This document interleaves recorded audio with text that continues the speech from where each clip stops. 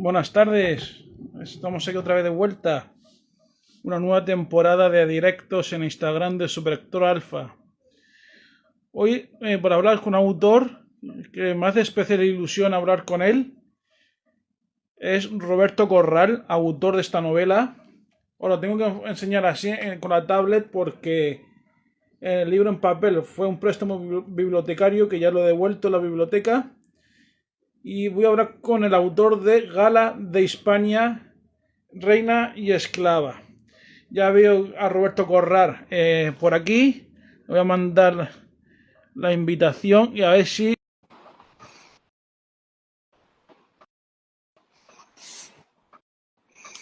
A ver.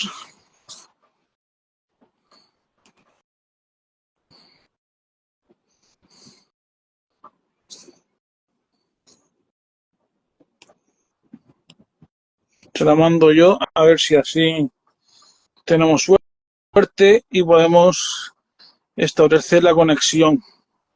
Buenas tardes a la gente que os vaya uniendo. Buenas. Ya está, Kiko. Te, te veo. Te veo y ¿Cómo te estamos? escucho bien. ¿Me ves bien? ¿Me escuchas Sí. bien? Fantástico. ¿Y tú me ves también o...? He conseguido meterme en Instagram, que soy un desastre para estas cosas. Seguro que, seguro que escribir el libro fue más fácil. Bueno, pues ya vamos a ir empezando, ya que la gente pues se una pues cuando pueda. Como Muy bien. total, como después del directo el vídeo se quedará publicado en el perfil, mi perfil de Superactor Alpha para que la gente lo vea una, dos, tres las veces que quiera. Pero vamos, a lo que vamos a empezar el primer directo de esta nueva temporada, como lo llamo yo. Muy bien.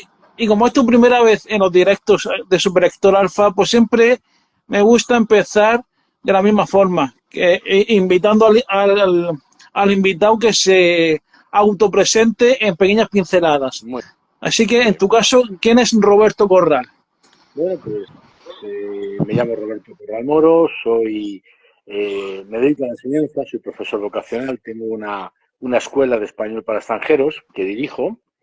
Y bueno, es lo que me da el pan, lo que me da el pan. Luego, además, como a nivel personal, estoy casado, tengo 2 hijos ya mayores y 3 nietos, de 6, de 4 y de 2 años.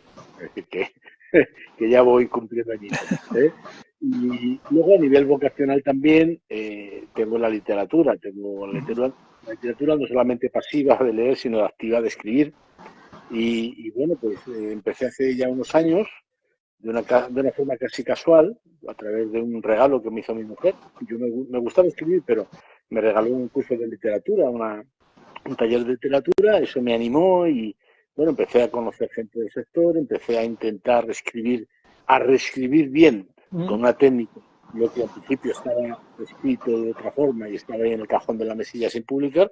Y bueno, pues me fue bien, me animé con una novela gorda, una novela bastante importante a nivel de páginas, por lo menos, sobre un gula soviético y la ruta de los huesos.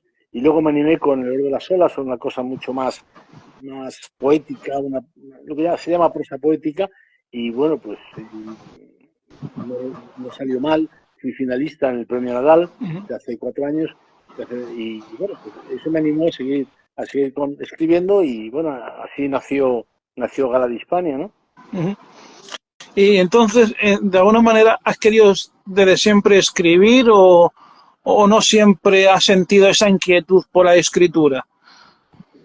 Sí, yo escribía desde hacía tiempo, por lo menos 15 años, más de 15 años, pero escribía de una forma irregular, un poco anárquica, no de la forma que se escribe cuando te puedes llamar o denominar escritor, ¿no? Cuando quieres dedicarte a esto, mm, no de manera profesional a veces, o sí, también, ¿por qué no? Pero sí de una forma más constante, es decir, no pasar de la fase de escribo a la fase de soy escritor, que parece que no, pero es una frontera importante que hay que pasar y es difícil pasarla porque no siempre es fácil autodenominarse escritor. A veces por humildad o por falsa humildad, otras veces por número de libros, por premios. Es decir, ¿dónde está ¿Dónde está esa raya que indica que eres escritor o no, ¿no? O simplemente escribes? Es difícil a veces. Pero sí, el gusto lo tenía. Con el taller de literatura que te comentaba antes, pues conseguí la técnica suficiente, porque esto tiene también una parte de trabajo, de herramientas, ¿no? Conseguí esas herramientas y las puse en práctica. Y de eso hace ya, yo creo que unos 10 años más o menos. Mm. ¿Y cuál fue el primer libro que tú recuerdes que, eh, que has leído? El primer libro con el que te aficionaste a la lectura, ¿cuál fue, si te acuerdas? Sí, sí, ya lo creo que me acuerdo. Fue una cosa muy curiosa y algo importante en mi vida. Yo cambié de colegio siendo muy pequeño, con 8 o 9 años, y el colegio al que fui, pues, bueno, pues tuve un profesor magnífico que se llamaba Don Agustín, no recuerdo su nombre, y quien me prestó 2 libros suyos. Yo tenía 9 años, ¿eh? 9 años. Nada menos que la Ilíada y la Odisea. Y los cuidé como si fuera un tesoro. Lo abría casi casi sin ángulo para no estropear las hojas.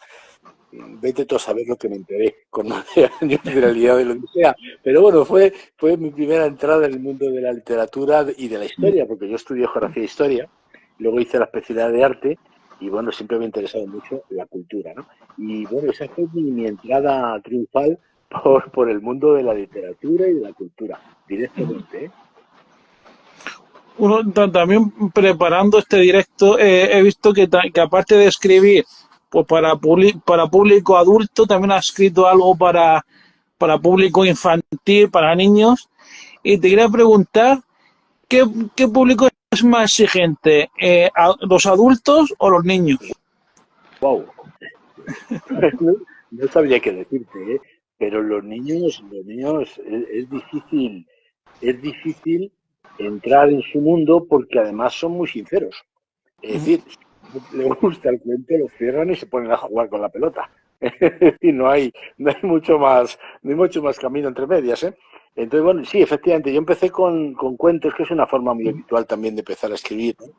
Escribí 5 cuentos que los agrupé en uno solo. De hecho, está publicado por la editorial Mensajero con un único título para el 5, que es Julio el elefante anoréxico, ¿eh? Bueno, fue una forma de meterme en este mundillo y la verdad es que fue rápido la publicación. Tuve mucha suerte con esta editorial, que además hizo una edición preciosa, con unos dibujos extraordinarios. Y bueno, eso me animó a hacer después otro cuento más, El Palacio Blanco, y bueno, de ahí dar el salto a lo que es ya literatura. Tengo otro cuento por ahí pendiente, pero ya me dedico más a la literatura no infantil. Pero fue una forma bonita de entrar, y que yo creo que me ayudó también un poco a clarificarme en lo que quería hacer, si quería continuar por el mundo de los cuentos infantiles o pasar a otro nivel, ¿no? No un nivel superior, un nivel distinto, ¿eh? Y ahora sí ha llegado el momento de hablar sobre Galas de Hispania y cómo surgió la idea de esta novela. Vale. Bueno, pues también curioso. A mí, como te he dicho, yo estudié geografía e historia. Me encanta el mundo romano, me apasiona de todas las partes de la historia de la humanidad. El mundo romano es el que más me ha interesado siempre. Eso me permitió conocer a este personaje, a Gala Placidia, que es un personaje único en la historia, único, de verdad. Primero que es una mujer, que es un tema ya de por sí interesante, una mujer dentro del poder o en el poder o subyugada por el poder en aquella época, una época muy, muy peculiar, muy particular del mundo romano. Y luego es que esta mujer, claro, yo según empecé a conocerla, la hija de un emperador, hermanastra de 2 emperadores, se casa con otro emperador, se convierte en madre de un emperador, regente de su hijo durante la minoría de edad, eh, raptada, esclavizada. O sea, tuvo una vida de aventuras y de desdichas también, ¿eh? En sus más o menos 50 y tantos años de vida, porque no se sabe muy bien cuándo nació, sí se sabe cuándo murió, 450, pero fue una vida entre azarosa y aventurera. Es muy difícil encontrar un personaje, y menos una mujer, en aquella época, con una vida tan interesante y bueno, dejó también su impronta dentro de lo que es la historia de Roma. y dentro de lo que es la historia de la humanidad, en un periodo de tiempo además tan importante como es el siglo V, que es cuando desaparece el Imperio Romano que conocemos, se divide en dos partes, ya la parte bizantina, y los bárbaros se adueñan de lo que es después se va a ser Europa, y en cierto modo la primera Europa se está formando ya. La primera Europa se empezó a formar hace 1500 años. Ya se van estableciendo los pueblos en cada lugar, donde después se van a enraizar los germanos en Germania, Alemania, los francos en Francia, y así poco a poco se va haciendo podríamos llamarlo una primera Europa. Es muy importante este periodo del imperio. ¿Y qué buscas en los lectores con esta novela? Bueno, lo primero, entretener. El libro tiene que entretener, tiene que ser algo que te apasione, que te guste, que te metas en él, que te pueda evadir un poco del día a día. Y a mí me gustaría, por lo menos, pensar que cuando escribo este tipo de libros también se aprenda un poco, ¿no? Es decir, la historia no es un libro de historia, no, es una novela histórica, ¿no? Pero, pero también aprender un poquito de esa época de una forma casi muy sutil, de una forma casi indirecta, porque no estoy contando una historia realmente, estoy contando una ficción de un momento histórico, pero ese momento histórico existió y me gustaría pensar que también se aprende algo con los libros. No puedo evitar, sí, soy escritor, pero no puedo evitar ser profesor. Y eso yo creo que se lleva dentro de alguna forma, siempre por lo menos se intenta, ¿no? Bueno, ya que hemos entrado o sea, en novela histórica y demás, ficción, realidad, pues te quería preguntar, desde tu punto de vista, ¿cuánto de ficción y cuánto de realidad tiene que tener una novela histórica para que sea una muy buena novela histórica? Bien, bueno, depende yo creo que del tema y de los personajes, ¿no? Porque yo te cuento mi caso. En el caso de Gala Placidia, pues me encontré con que hay muy poca documentación. A pesar de que fue regente, había muy poca documentación. Las mujeres, incluso en puestos importantes, se documentaban poco, ¿eh? Es una cosa muy llamativa. De hecho, estamos hablando de una emperatriz, estamos hablando de una nobilísima y no sabemos ni siquiera en qué año nació.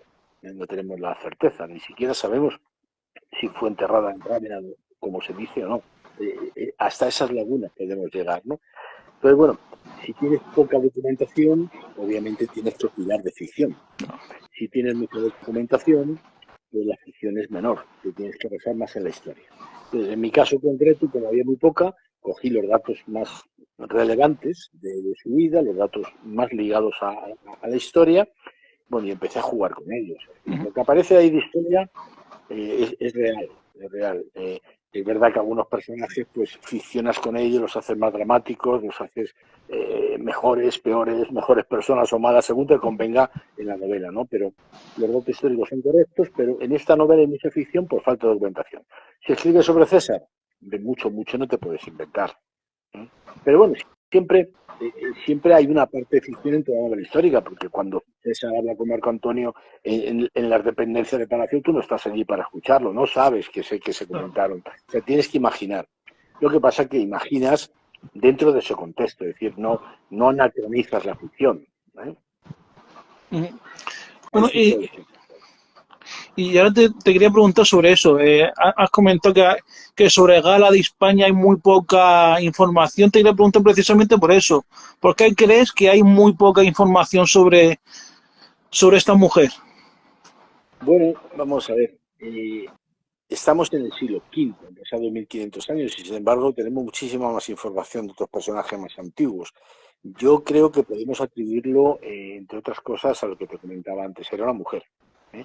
Y su paso por la política siempre fue visto de una forma más indirecta o de una forma temporal. Es decir, fue regente temporalmente, 12 años, ¿eh? Que no es poco tiempo, pero siempre era como un paso indirecto, un paso momentáneo, no se tenía en tanta consideración. De hecho, durante la regencia, es verdad que fue regente, tenía un poder, al menos teórico, pero las cuentas del Estado y las decisiones estatales gubernamentales no siempre las tomaba ella, a pesar de su poder y de su estatus, ¿no?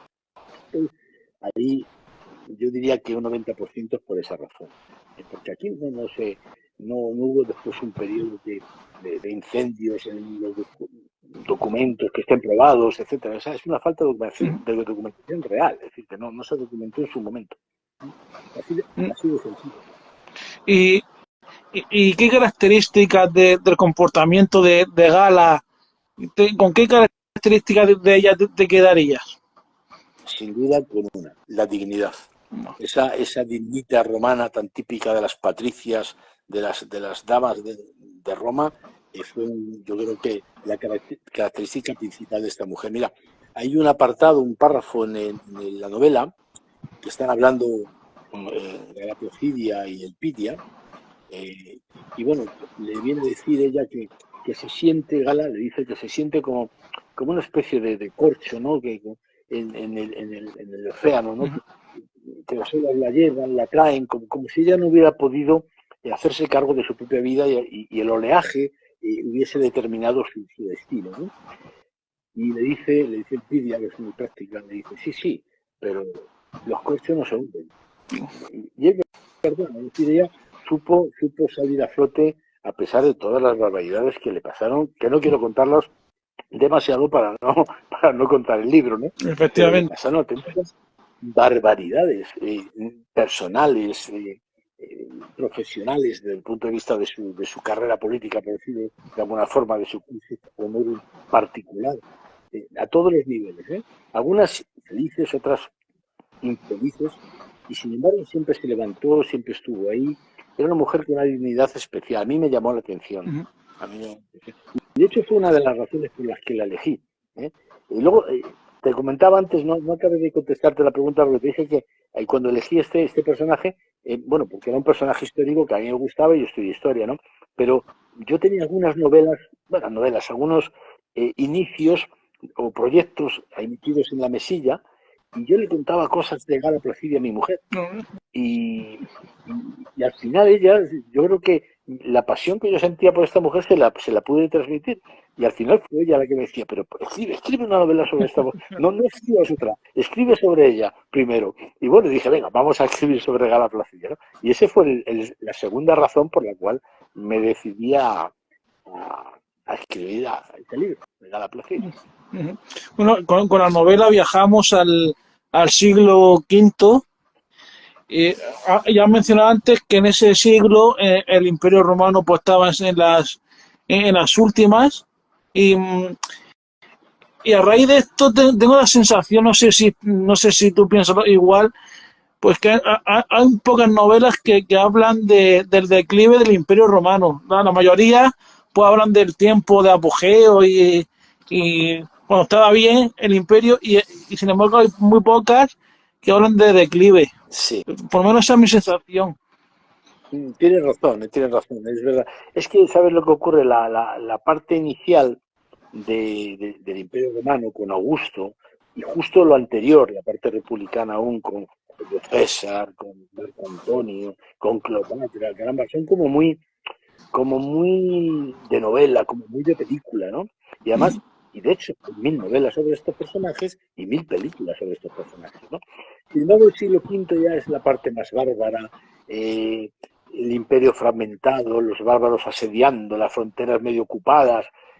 No hay unos personajes con tanta potencia, en teoría, como pueden ser un Julio César o un Marco Antonio que te comentaba, ¿no? Es un periodo más difícil, un periodo más oscuro. Piensa que además el siglo V es el periodo bisagra en la historia que separa la parte romana, de hecho, la parte antigua, la historia antigua, con la historia medieval. O sea, ahí empezamos ya con la parte medieval, ¿no? Y empezamos una época que siempre se ha llamado oscura, la edad medio oscura, con los bárbaros, poca construcción, como si hasta el Renacimiento, como si no hubiera habido nada. Roma devastada, las cabras y las ovejas pastando entre los templos. Bueno, y una parte de verdad hay, pero solamente es una parte, ¿eh? Solamente es una parte. Pero es verdad que tiene menos esplendor, la Roma del siglo V, uno se le imagina más decaída, o más decadente, que la Roma imperial con los templos en pleno auge, ¿no? Eso pues es cierto, ya no hay gladiadores, ya no hay fieras en el Coliseo. O sea, toda esa parafernalia que rodea o rodeaba a la Roma imperial, eso ya no existe. No existen ni siquiera las legiones del siglo V. Entonces, claro, una Roma sin legiones, una Roma con templos cubiertos de hierbas o de hierbajos, una Roma sin dioses, porque ya en esta época ya es la época cristiana, es una época ya a nivel religioso, hay unas peleas ahí entre el arrianismo y el cristianismo, pero no hay esos templos ampuosos que había en la época imperial, no se utilizan como iglesias, ¿no? No hay esa construcción que había antes. Bueno, hay una serie de razones que parece que hace que los escritores se decanten más por la época bonita, ¿no? O las películas. No hay ninguna película que yo sepa sobre Stilicón, y es un general magnífico que se merecería una película, ¿no? Bueno, quiero que por eso. Bueno, también me ha llamado mucho la atención la forma en la que está contada la novela, porque está contada a través del punto de vista, digámoslo, de dos esclavas. Sí. ¿Esto era tu intención desde el principio o surgió sobre una marcha? No, surgió sobre la marcha. Yo tengo una forma de escribir un poquito anárquica, y me voy dejando llevar por lo que me va pidiendo la novela. Inicialmente Maya, por ejemplo, que es la que transcribe las palabras del Pidia, no existía, ¿no? En principio la novela iba a ser una novela en primera persona. Luego la cambié a tercera persona y metí al Pidia. Y luego decidí meter a tercera mujer para hacer un contraste. Ya tenía a la emperatriz, ya tengo al Pidia, que es una esclava, ex esclava liberta, una liberta, y tengo a la esclava. Es decir, prácticamente en una sola habitación tengo a todos los estamentos femeninos de la sociedad del siglo V. Y bueno, me parece una forma interesante de contar la historia, ¿no? Porque además la historia es cierto que aunque esté contada, vuelve al pasado y se habla también en diálogos, en primera persona, etcétera, etcétera. Pero yo creo que son cambios, bueno, son técnicas que se utilizan para escribir, que en mi opinión le dan dinamismo a la novela porque hace que el lector tenga que estar como pendiente, y también es una forma de hacerle participar en la propia novela, ¿no? Y bueno, yo creo que no se ganado. Creo que ha ganado en dinamismo, que si lo hubiera hecho en la primera persona que inicialmente me propuse. Hay que estar, yo creo que hay que ser muy, muy cuidadoso con estas cosas y muy humilde, en el sentido que la novela, según va creciendo, te va solicitando cosas que tú no pensabas al principio. O sea, tú te haces tu cuadrante y dices, bueno, en el capítulo 18 voy a hablar de este personaje, pero luego según va creciendo la novela te das cuenta que faltan cosas, y que tienes que rellenar esos huecos que tienen su propia vida y que te reclaman otra serie de personajes u otra serie de capítulos. Mira, yo en la primera novela que te comentaba, La Ruta de los Huesos, había un personaje que no estaba inicialmente en la novela, en ese cuadrante del que te hablo. Lo tuve que inventar porque tenía relación con algo del final. Bueno, pues ese personaje se convirtió no solo en mi personaje preferido, sino que tiene 8 capítulos dedicados a él. O sea, fíjate, y no existía al principio. La novela tiene vida propia y hay que respetar. Tienes que estar pendiente de esa vida propia para no ser rígido con ella. Y a mí me pasó en este caso con Maya, que no existía, la creé, y con el Pidia, que sí existía, pero existía de una forma muy apagada, como una libertad al servicio de Gala, y crea, sin embargo, luego se convierte en un personaje muy creativo, y yo creo que es un poco, casi te diría, el alma de la novela, la buena del Pidia. Y hablando un poquito de personajes de los ficticios, vamos a hablar un poquito de los ficticios. ¿Ha habido algún personaje ficticio que aparece en Gala de España que haya ido por libre? Pues muy poquitos, muy poquitos. O sea, todos han existido. Lo que sí es ficticio es la personalidad que yo les he puesto, ¿no? Por ejemplo, a la pobre Serena, que es la mujer del general Estilicón, que es a quien le dan a la niña, cuando es pequeña gala, para su educación, para que se responsabilice de su educación, y la verdad es que a la pobre la pongo de mala, malísima, una bruja, y sinceramente no sé cómo era la mujer, igual era una bellísima persona, ¿no? Pero, claro, tienes que dotar de una personalidad a los personajes en función de la trama, ¿eh? Y en todas las novelas hay buenos y malos. Esta mujer, la pobre, pues le ha tocado ser la mala, ¿no?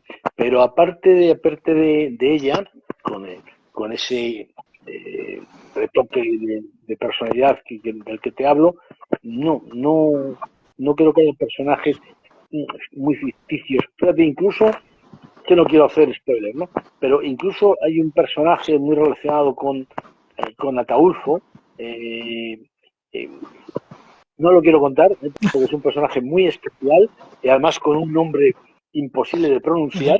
Ya lo verán los lectores cuando lleguen a él. Bueno, incluso ese personaje, que se acuerdan de lo que estoy diciendo ahora, ese personaje existió en la realidad. Lo que pasa es que yo sé sí tiene esas características y yo le he convertido en asesino, aprovechando todo, pero no sé si realmente lo fue. Pero existió también.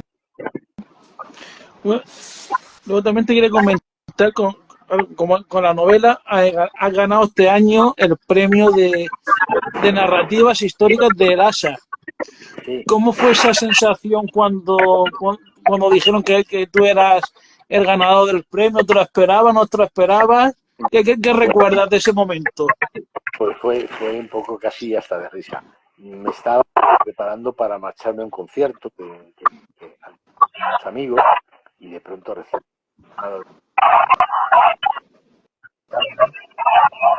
intentando hacer como que de todos los días, intentando disimular la emoción, ¿no? Porque es un premio, no sé si la lotería que te toque, pero te quiero decir que es uno de los premios de estar una persona que es muy escrito. Entonces, es una sorpresa, de tiempo de emoción, y al mismo tiempo muy difícil de no demostrar, pero disimular un poco esa emoción, ¿no?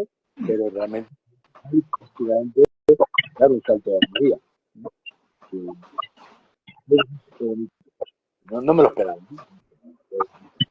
Muchísima gente que escribe de historia, siempre a que participan muchísimos escritores, muchísimos, cantidad de modelos que están un vestido buenísimo, y estar ahí fue una sorpresa increíble. Increíble. No de esto que no te lo creo, ¿no? Ya al día siguiente ya me no, pero el día, el concierto en el que te puedes imaginar.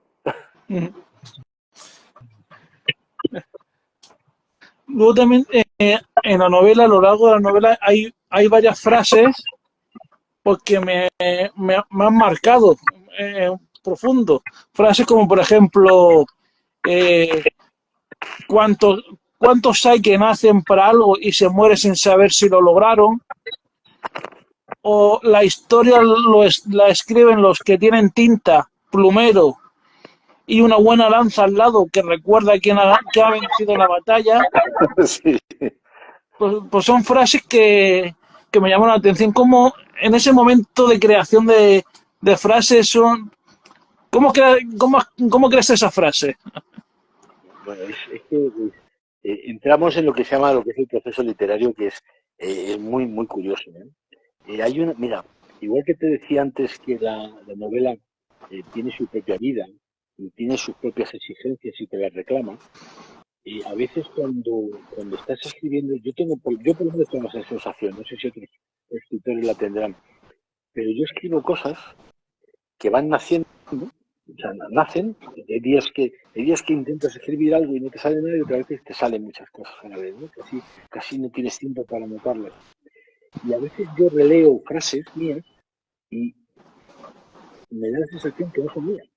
Es como si, digo, caramba, eh, me gustan y reconozco su profundidad y me maravillan a veces, ¿no?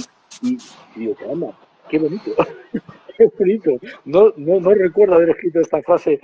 Efectivamente me pasa lo que a ti, como que en ese momento leo la frase y me llega. me llega y me llena a veces. Y no soy consciente de en qué momento la escribí, cómo llegué a ella. A veces va saliendo sola, ¿no? Yo creo que es que en el momento que te metes en el proceso creativo, es como los pintores, ¿no? Esa pincelada casi fue sin pensarlo. Y sin embargo está ahí.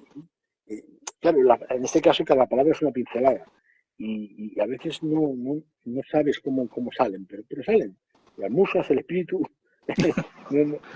llámalo como quieras, ¿no? La creatividad, ¿no? Ujú.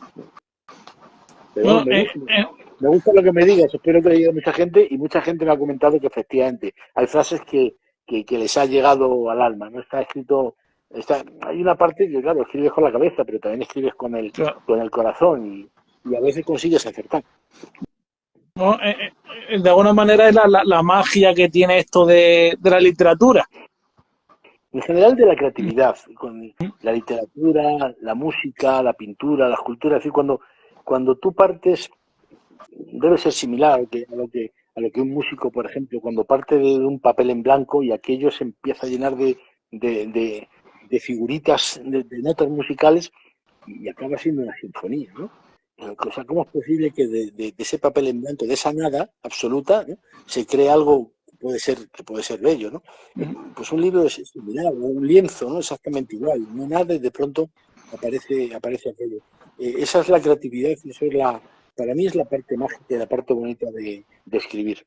O sea, cómo de la nada surge una historia que puede conmover, que puede hacer llorar, que puede hacer reír a otras personas. Para mí es lo fundamental. Y la fase de promoción de Gala de España, ¿cómo está siendo? Eh, Bueno, eso es más parte, eso tendrías que preguntárselo más a la editorial, pero vamos, te puedo asegurar que están haciendo un esfuerzo bárbaro. Es una editorial muy buena, ¿eh? El ASA es muy profesional, están haciendo una promoción bárbara. Hubo promoción en aeropuertos, en estaciones, ha habido promoción en grandes centros de ventas, como el Corte Inglés, como Fnac, como la Casa del Libro. O sea, me consta que están haciendo un trabajo buenísimo.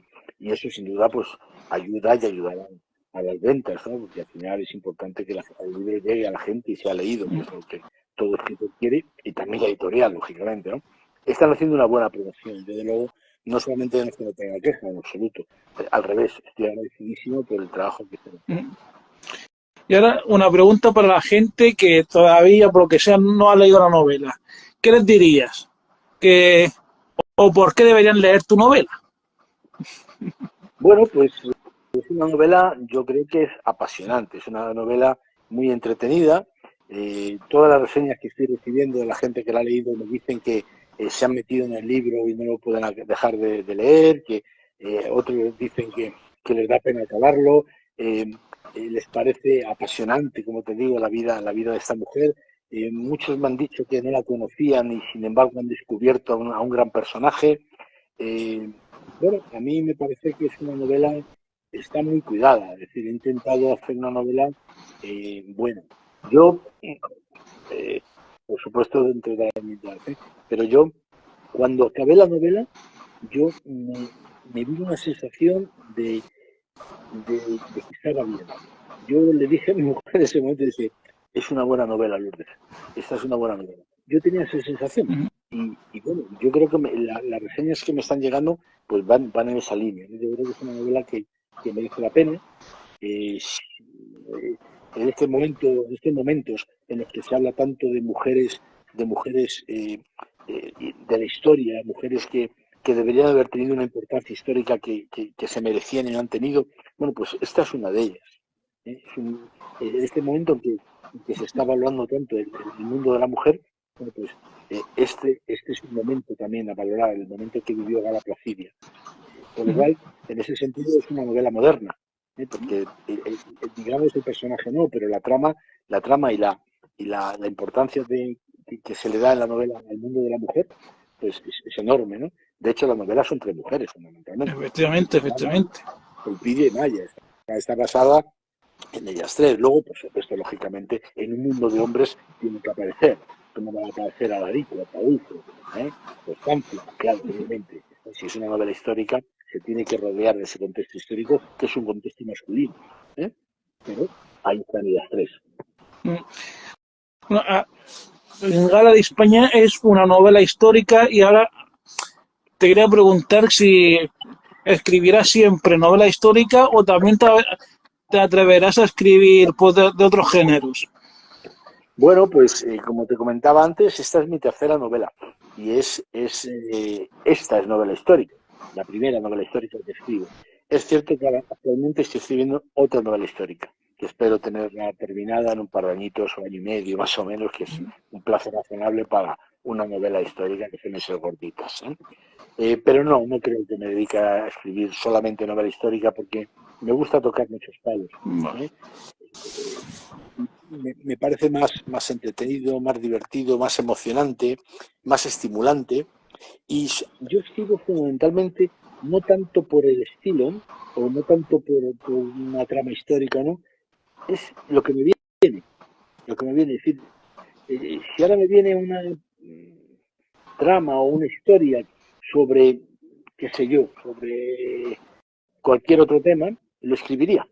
Intentaría hacerlo lo mejor posible, pero aunque sea de un estilo distinto, no te digo cambiar a poesía, ¿no? Porque no soy poeta, ¿no? Pero no me importaría cambiar como he cambiado hasta ahora. La primera novela era una novela más aventurera, más de ficción. La segunda era de prosa poética, como te he dicho, más costumbrista, y sin embargo esta es histórica. No me importaría en absoluto cambiar. De hecho, creo que lo haré. Bueno, ya la siguiente pregunta era más o menos si estabas trabajando en algún proyecto literario, pero ya has avanzado que de aquí a un año más o menos tendrá lo nuevo. Exacto. Así que para terminar, pues siempre me gusta terminar también de la misma forma, que el invitado pues diga alguna recomendación literaria para que la gente la lea. ¿Qué lectura recomendarías de lo último que hayas leído y que te haya gustado?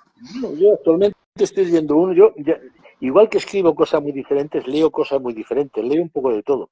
De hecho, mira, ahora estoy leyendo uno que es nada más y nada menos que de Woody Allen. Se llama Gravedad Cero. Bueno, es un personaje muy especial y es interesante. Y también estoy leyendo otro, he empezado a leerlo prácticamente esta semana, con lo cual poco puedo contar de él, pero sí que me está gustando, el premio Gasa del año pasado, de José Zoido, La frontera de piedra. Entonces, bueno, pues ya ves que son dos cosas completamente distintas, una histórica y otra de humor, ¿no? Bueno, yo soy Géminis, así que hay que pensar que algo tendrá que ver. Hago las cosas doble, ¿no? Leo cómico y leo historia al mismo tiempo y además, a ver. Entonces, no, sí, entonces eres como yo, que yo también leo de todo, o por lo menos intento leer de todo. Sí, es bueno y además eso para despejar un poco la mente, estar siempre leyendo la misma temática, te encasilla demasiado, ¿no? Es mejor cambiar. Pues nada, pues ya no tengo más preguntas que hacerte. Si hay alguien que está viendo el directo y tiene alguna pregunta, pues la puede hacer. Y si no, pues lo dejamos aquí. Yo encantado de haber estado aquí contigo, encantado de las preguntas que me hagan y encantado de que me llamen las veces que haga falta o ponerme en contacto con los lectores. Encantadísimo. A ver si hay alguna pregunta.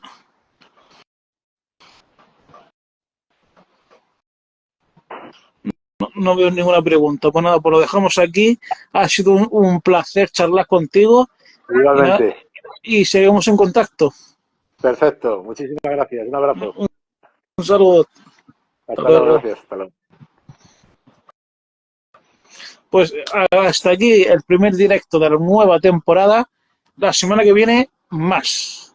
Os traeré otro directo. Creo que, si no me equivoco, el siguiente directo será el próximo lunes. Ya iré anunciando la fecha del próximo directo. Mientras tanto, seguid leyendo y disfrutando de la literatura, porque no hay mejor refugio que un libro.